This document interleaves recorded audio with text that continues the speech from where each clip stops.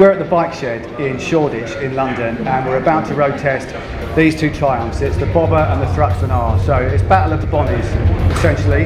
We're going to decide which of the Bonnies is the best.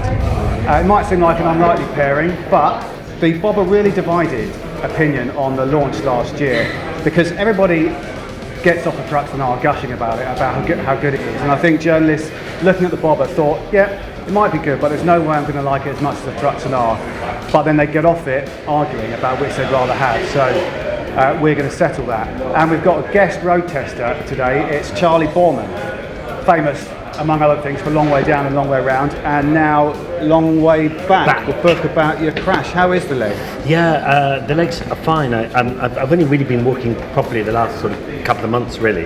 Right. I've been riding. I can ride better than I can walk. Oh, really? So I broken dislocated my right ankle and smashed my left leg to pieces. And I don't know if anybody saw, but Ian Hutchinson had that big external cage around his leg and all these wires going through it, holding it all together. So it's been a pretty horrific last 4 months. Right. Last 14 months. Right. So how long have you been back on a bike? I've been back on the bike since January. And you've just got a new one, haven't you? The Thruxton R. Yeah. Hence this. You brought it along for this test, so you know a bit about it, obviously. Yeah. I mean, I've been. It's quite incredible what Triumph have been doing over this last sort of couple of years. They've really kind of completely changed their whole fleet. I mean, I don't think there's anything that is the same anymore, really. Yeah. And in particular, this whole Bonneville kind of range. So, they've reinvented the whole lot, haven't they? Yeah, I mean, this was fantastic. That Bonneville, and then bringing out this one with the bobber back end. I mean, it's amazing, really. I think everybody who rides the Thruxton R loves it. I've never heard anybody get off it not gushing about it.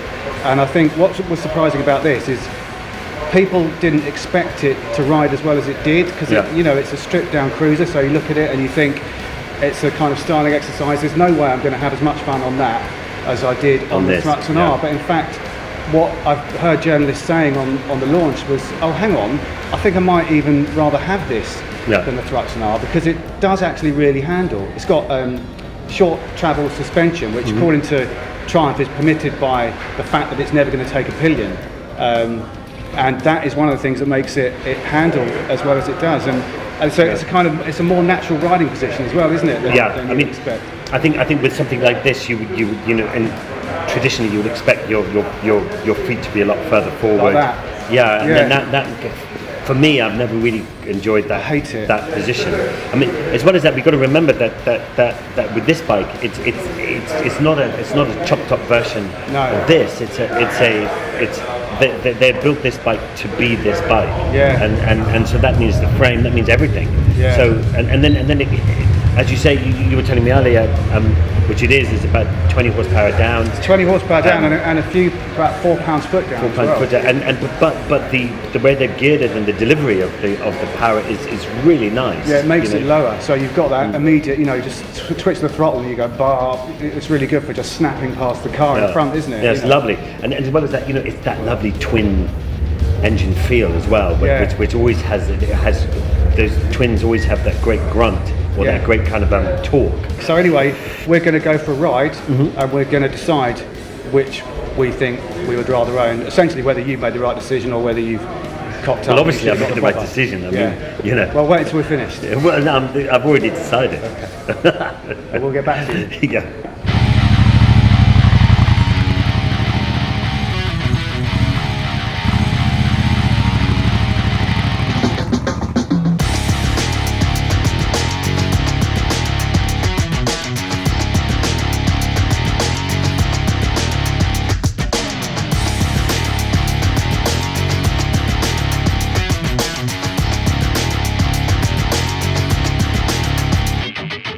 Okay, so we've been for a ride. We haven't been very lucky with the weather. We're both a bit soggy, but we've both had a good go on the Thruxton R and the Bobber.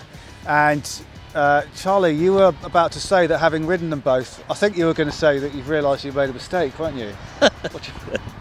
In buying the Thruxton. I think I'm so relieved that that I still really like my Thruxton. Right. And I love both of them. And I think, it's actually, we were talking about it just before, about it's a slightly difficult comparison, really, isn't it? It's an odd comparison because one's a bobber and one's a cafe racer. Yeah. And the only reason to compare them really is because they're both Bonnevilles. And it's a question of which is the best Bonneville, I guess. So Triumph can't lose in this test. But. And we both wanted to ride these bikes. Yeah. No, but I think they're both beautiful. I think, and it's interesting to see the power difference in both of them. This one's the 1200 HP. HP, and this power, one, and this one is the high torque. Is the high torque. Yeah. And it's interesting how they've geared them, and it feels really nice. And what's nice is that they both feel different enough to be really different bikes. Yeah. Which is nice. So again, that they're not that cobbled together thing. They really are standalones. They've both got a completely different character, haven't they? And I think there's no doubt that the Thruxton R is the fastest. You're going to go faster on that, aren't you? It's got the extra power, and I think the riding position puts you a bit more in touch with what's going on at the front end. Yeah, but again, they're both very different tyres. This one's a 19 inch, isn't it? And that one's a whatever that one is, 18. So 17. You might be right. I don't know. But I can never remember. I'm terribly dyslexic, so I can never remember number. When people say, "Oh, the R445 was just my favourite of that," and you're thinking, "What does that mean?" I get that feeling all the time.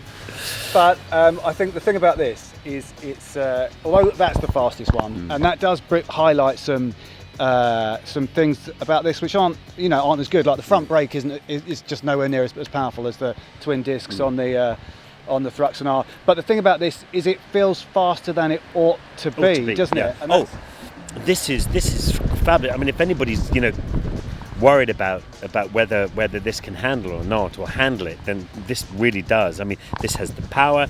This has it has handling. It feels comfortable. It goes through the twisty roads really well. Yeah. It rides really nicely, and it's surprisingly flicky as well. Agile, really agile. Yeah. And I was going along just on those twisty bits that we were now, and really accentuating the turn, and it really felt like it could handle it. And I think being low to the ground somehow makes it feel a bit. Increases makes the you feel a sense bit of quicker. drama. Yeah, it does. It makes you feel like you're going it's faster a bit like when you're in a go-kart. Exactly. Your bum's so close to the ground that you feel like you're going much faster than you actually are. Yeah. But it is a really nice bike, and if I had the space and the money, I'd have both. You'd have both, wouldn't you? Yeah. So if I'm feeling a bit racy and it's a beautiful sunny day, Sunday morning run, I'd go on the Thruxton R. If I was going up to the bike shed to have brunch with some mates and stuff, I'd take this. So I'm going to say, I know you're in denial, so you're still going to say that the Thruxton R is better, but I'm going to say... Well, I just spent a whole lot of money on it. What do you think? I'm not going to say, oh my God, that's terrible. This is great. It is more expensive as well, isn't it? It's 12.2, whereas this is 10.6. But so I'm going to say that's obviously the fastest. It's got masses of character. It's the real deal in terms of a cafe racer. But if it's not just about going fast, this is the one for me that kind of just feels a bit cheekier. It feels like it's going a bit faster than it ought to, and it feels like it's got a little bit more attitude to me. But as well as that, if you are sitting there and you're thinking, do I have this, or do I have the Ducati? Do I have the Harley? Or because this does fit in with those different bikes. So the Harley, maybe the Sportster or the Fat Boy or something like that would fit in, and way better, though, you would look at them all and you would have to say that this is a better engine. Definitely. This is better handling, yeah. and it's a British. Yeah, of course, and that's really important. That this is a British made bike that is its Triumph is sitting there in the top 4 or 5 bikes now. They are good bikes, and they make sports bikes, they make trail bikes, they make a bit of everything. Yeah. Okay. So thanks very much, Charlie, and thanks for watching.